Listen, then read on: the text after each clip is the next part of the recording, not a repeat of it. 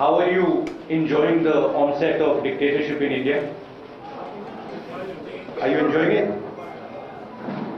लोकतंत्र की जो मौत हो रही है उसके बारे में क्या लगता है आपको? क्या महसूस हो रहा है कि जो इस देश ने 70 साल में बनाया उसको 8 साल में खत्म कर दिया गया है? आज हिंदुस्तान में लोकतंत्र नहीं है। आज हिंदुस्तान में 4 लोगों की डिक्टेटरशिप है। हम महंगाई के मुद्दे उठाना चाहते हैं, बेरोजगारी का मुद्दा उठाना चाहते हैं, जो समाज को बांटा जा रहा है उसके बारे में हम चर्चा करना चाहते हैं। यहां करना चाहते हैं, पार्लियामेंट हाउस में करना चाहते हैं।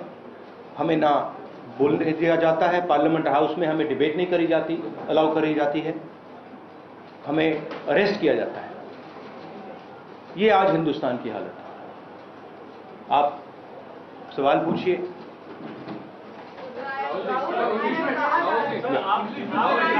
In English. Look, what we are witnessing is the death of democracy. That's what India is witnessing. What India has built, brick by brick, starting almost a century ago, is basically being destroyed in front of your eyes. All of you know it, the whole of India knows it. Anybody who stands against this idea of the onset of dictatorship, doesn't matter who he is, where he comes from, which state, which religion, male, female, he is viciously attacked, put in jail, arrested, beaten up. One thing, the idea is that people's issues, whether they are price rise, unemployment, violence in society, people's issues must not be raised. That is the sole agenda of the government, and the government is being run to protect the interest of 4 or 5 people, and the government, this dictatorship is being run in the interest of 2 or 3 big business people by 2 people.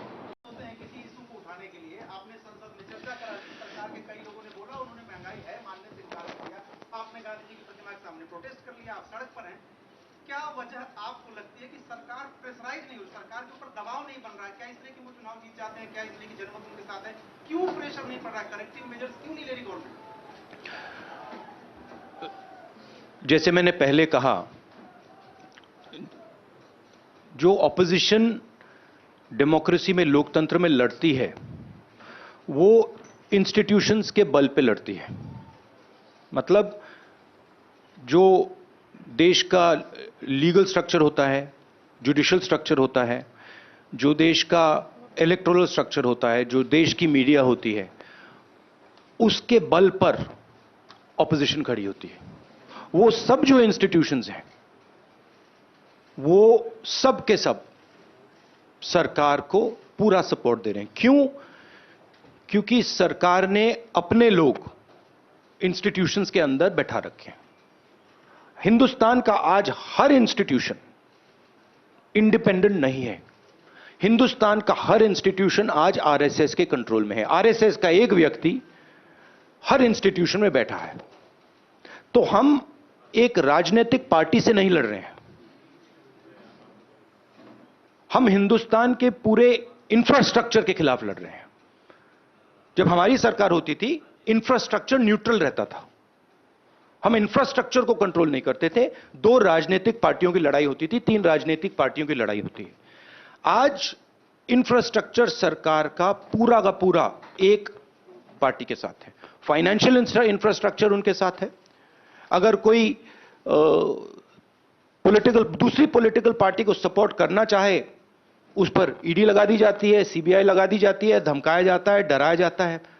तो financially monopoly है BJP की, RSS की, institutionally monopoly है। इसीलिए opposition effectively, aggressively खड़ी हो रही है, बट इंपैक्ट जो होना चाहिए वो दिख नहीं रहा है। सर, आप पार्लियामेंट में खुद थे जब ये प्राइस राइज पर चर्चा हो रही थी, वित्त मंत्री ने रिप्लाई दिया और ये कहा कि मैं माना कि हाँ महंगाई है लेकिन उतनी नहीं है जितनी यूपीए सरकार के वक्त थी। 7% इन्फ्लेशन रेट है, लेकिन this is just complete nonsense. आज सबसे ज्यादा अनएम्प्लॉयमेंट हिंदुस्तान में, महंगाई बढ़ती जा रही है, गैस सिलेंडर की प्राइसेस बढ़ती जा रही हैं।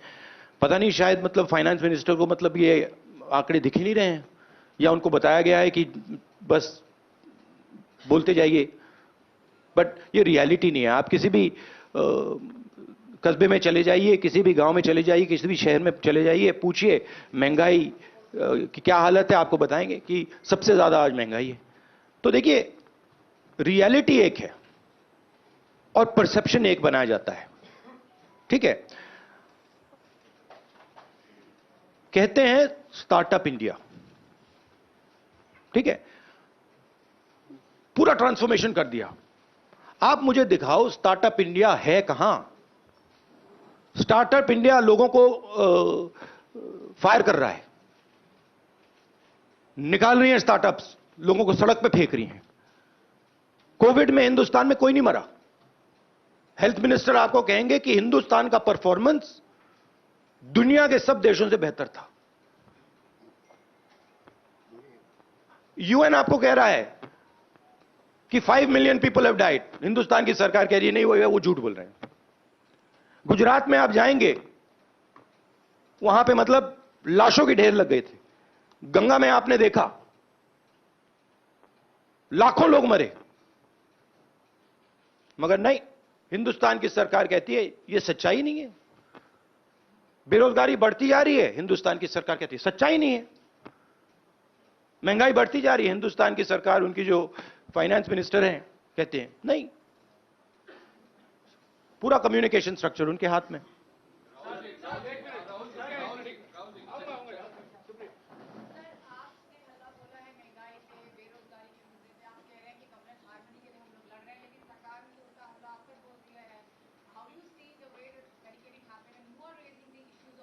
I understand one thing very clearly. The more I raise people's issues, the more I tell the truth in front of you, the more I will be attacked by the government. It's a simple thing. जितना मैं सच्चाई बोलूंगा, उतना मेरे ऊपर आक्रमण होगा। मेरी प्रॉब्लम यह है कि मैं सच्चाई बोलता हूं, मैं डरता नहीं हूं। तो मैं अपना काम करूंगा, लोकतंत्र के लिए खड़े होने का काम करूंगा, महंगाई का मुद्दा उठाने का काम करूंगा, बेरोजगारी का मुद्दा उठाने का काम करूंगा, और मेरे ऊपर और आक्रमण होंगे। यह सच्चाई है। और जो धमकाता है वो डरता है। ये बात आप समझ लीजिए, जो डरता है वो धमकाता है। किससे डरते हैं? जो आज हिंदुस्तान की हालत है उससे डरते हैं। जो उन्होंने वायदे किए थे, जो उन्होंने पूरे नहीं किए, उससे डरते हैं। महंगाई से डरते हैं, बेरोजगारी से डरते हैं, जनता की जो शक्ति है उससे डरते हैं। क्यों डरते हैं? क्योंकि झूठ बोलते हैं। 24 घंटा ये लोग झूठ बोलते हैं। बेरोजगारी नहीं है, प्राइस राइज नहीं है, चाइना नहीं आया। राजनीतिक दल को डराने की कोशिश सरकार के द्वारा होती है, वो डराने की कोशिश तो आपको, सोनिया जी को, कांग्रेस पार्टी को भी हो रही है। उस डर को किस तरीके से मुकाबला करेंगे? डर है ही नहीं, मुकाबला करने की क्या जरूरत है ही नहीं डर। किस चीज से डरना? डर नहीं। राहुल जी, लगातार कहा जा रहा है कि महंगाई बहाना है, दरअसल आप लोग का निशाना ईडी है। और दूसरा, एक तरफ जहां आप लोग बाहर सड़कों पर उतरे हुए, संसद के भीतर एक तस्वीर देखी गई जहां पर, जिसकी शिकायत भी आपने स्पीकर से की, सोनिया गांधी के साथ स्मृति ईरानी जिस तरह से पेश आई, उसको लेके आपने शिकायत की। तो उस पर आपकी क्या टिप्पणी है? क्या देखिए, एक बात मैं आपसे कहना चाहता हूं, मैंने पहले भी कह दिया। मैं इस बात को समझता हूं कि जितना भी मैं जनता की इश्यूज को उठाऊंगा, जितनी भी महंगाई की बात करूंगा, अनएम्प्लॉयमेंट की बात करूंगा, कम्युनल हार्मनी की बात करूंगा, उतना मेरे ऊपर आक्रमण होगा। और मुझे अच्छा लगता है क्योंकि मैं आक्रमण से सीखता हूं।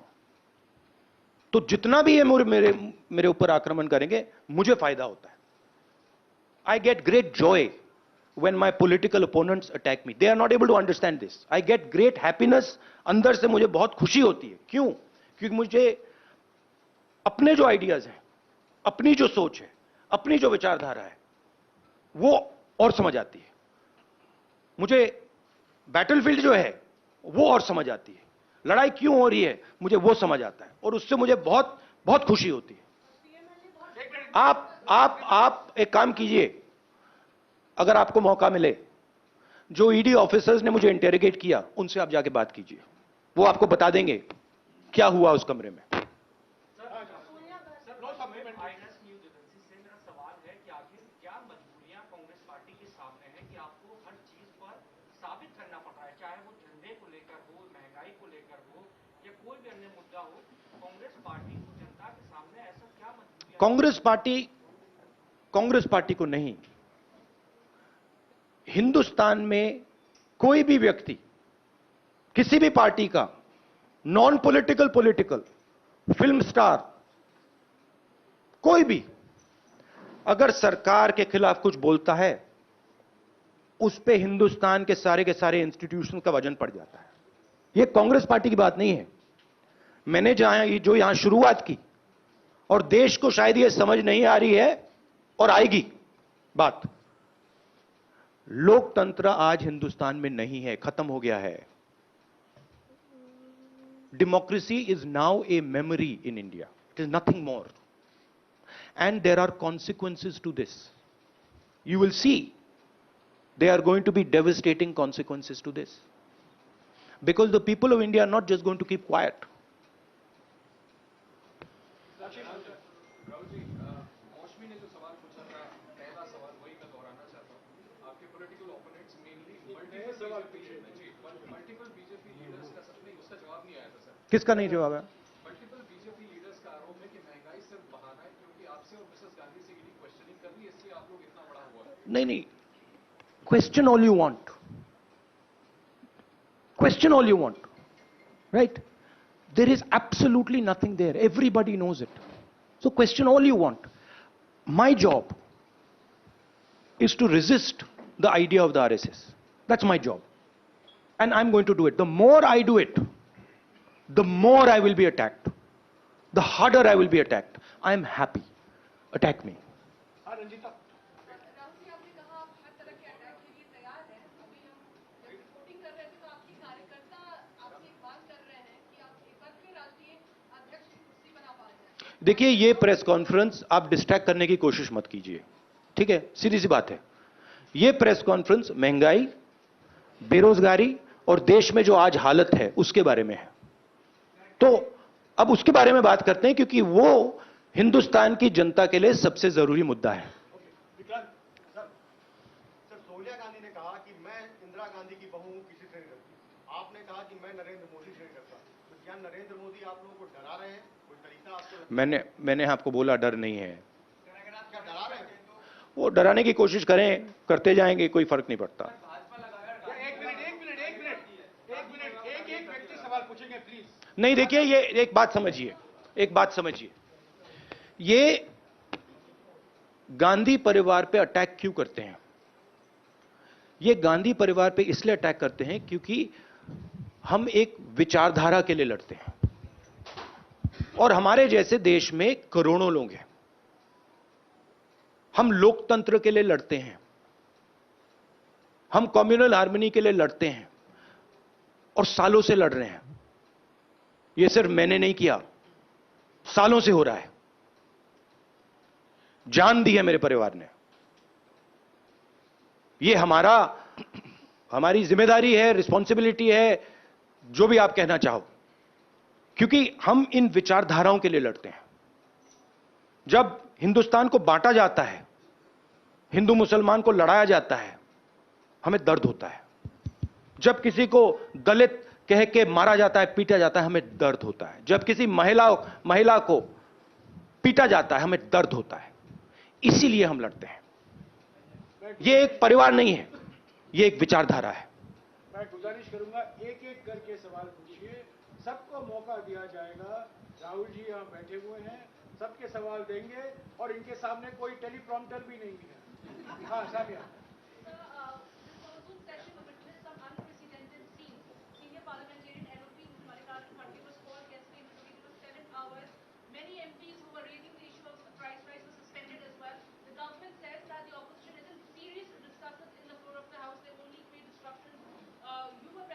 We have been asking for a discussion on price rise. No discussion was allowed.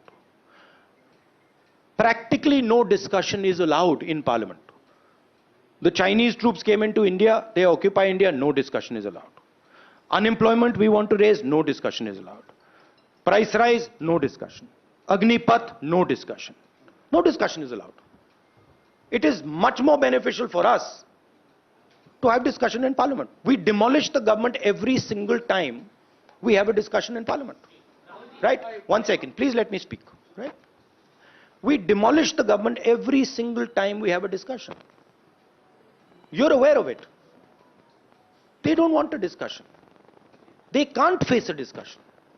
That's the truth. And this is not only a Congress issue. They cannot face a discussion with any opposition party. Rahul ji, आप कह रहे हैं कि बेरोजगारी महंगाई के मुद्दे पर हम लड़ रहे हैं। बीजेपी ये कहती है कि लोकतंत्र में चुनाव सबसे अच्छा तरीका होता है जब जनता तय करती है वो किसकी। हाँ, हिटलर भी चुनाव जीत के आया था। चुनाव हम जीत रहे हैं। बीजेपी हाँ, हिटलर भी चुनाव जीत जाता था। हिटलर चुनाव कैसे जीतता था? हिटलर चुनाव ऐसे जीतता था कि जर्मनी के पूरे इंस्टीट्यूशंस उसके हाथ में थे। उसके पास एसए थी, पैरामिलिट्री फोर्स थी, उसके पास पूरा का पूरा ढांचा था। मुझे पूरा का पूरा ढांचा दे दो, फिर मैं दिखाऊंगा आपको कैसे इलेक्शन जीता जाता है। You see, please understand. What? Sir, you were saying about your family and your fight and you're fighting for an ideology. Some would ask that Mr. Rahul Gandhi should now take over the leadership of the Congress party and fight for this, especially when you're talking about price rise. Sunil, he has already answered that question. He has said that this. Sunil, please refer to the earlier answer.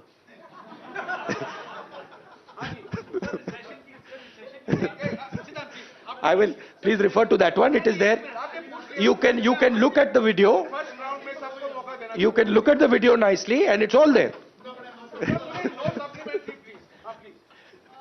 Rahul, जब लोकसभा में बहस हुई थी तो निर्मला सीतारमण ने कहा था macro economic fundamentals हमारे परफेक्ट हैं, इसलिए श्रीलंका से अगर I think the macroeconomic fundamentals that she's talking about is something else.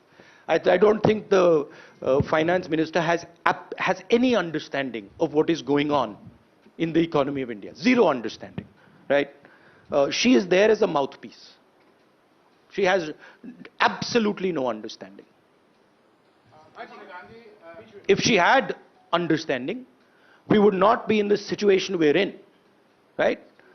The entire job creation system of India has been destroyed. Small and medium businesses have been wiped out. We have a GST which is a disaster. Please go and ask any state and they will tell you this GST is a disaster, right? We have the highest unemployment in the country. Price rise across the board. And the finance minister is saying there's no problem.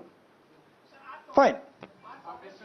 एक minute यार, एक तरीका है सवाल पूछने का। BJP alleges that Congress is using the tactics of shoot and scoop. आप उनको अटैक करते हैं, फिर आप चले जाते हैं पार्लियामेंट से बाहर और बीजेपी कहती है वो Congress is not participating in the discussion. Please refer to my earlier answer, which I had just given, about the importance of debate and how we are not allowed to debate in Parliament. आप कांग्रेस जगह जगह प्रदर्शन करने की बात कर रहे हैं और अनुमति नहीं मिली है, ऐसे में आप कैसा रहेगा? फिर आप लोग से क्या क्या प्रदर्शन हो सकता है? अब देखेंगे, हमारा काम विपक्ष का काम है। एक तरीका चलेगा नहीं चलेगा उसको हम टेस्ट करेंगे, दूसरा तरीका टेस्ट करेंगे, तीसरा तरीका टेस्ट करेंगे, मगर हम रेजिस्टेंस को नहीं छोड़ेंगे। Last two. हाँ, फिर भी एक मिनट यार, एक मिनट सुनिए, रुक जाइए प्लीज, रुक जाइए प्लीज। राहुल, आपने कहा कि विपक्ष को खत्म करने की कोशिश है, आपको डराया जा रहा है, अटैक किया जा रहा है, क्या इस बात का भी आपको अंदेशा है कि आपकी या सोनिया गांधी की गिरफ्तारी हो सकती है? मैंने आपसे कहा, आप जो भी करना चाहते हो करो, कोई फर्क नहीं पड़ता मुझे. It does not make me any difference. You have to understand this. You have to understand the culture I come from. It does not make me any difference. I will be the happiest person. हाँ जी, राहुल जी, विपक्ष जो है, जैसे कि पश्चिम बंगाल में ममता जी विपक्ष में, महाराष्ट्र में एनसीपी आपके साथ है, लेकिन इस आंदोलन में आज आपके साथ नहीं है। इन्होंने कहा है ये प्रेस कॉन्फ्रेंस महंगाई के मुद्दे पर, जीएसटी और आर्थिक मुद्दों पर सीमित है। महंगाई के और इसी पर अगर आपको सवाल है तो पूछिए। जी, राहुल, आपने जिक्र किया कि विपक्ष की जो मजबूती होती है वो संस्थान होते हैं, इंस्टीट्यूशंस होते हैं। हमने अभी देखा कि पीएमएलए को लेकर जिस तरह से लगातार आप भी हमलावर हैं, पीएमएलए के जो प्रावधान थे उसके खिलाफ 242 याचिकाएं सुप्रीम कोर्ट में दी, लेकिन सुप्रीम कोर्ट का एक आदेश आता है और उसके बाद भारतीय जनता पार्टी कहती है कि अब विपक्ष के नेताओं पर और ज्यादा सारे के सारे हिंदुस्तान के इंस्टीट्यूशंस आज आरएसएस बीजेपी के कंट्रोल में हैं। सारे के सारे, एक नहीं बचा है, सारे के सारे। तो जो ऑपोजिशन का आइडिया है, ऑपोजिशन के ऑर्गेनाइजेशंस नहीं, ऑपोजिशन के का जो आइडिया है उस पर आक्रमण हो रहा है। साथियों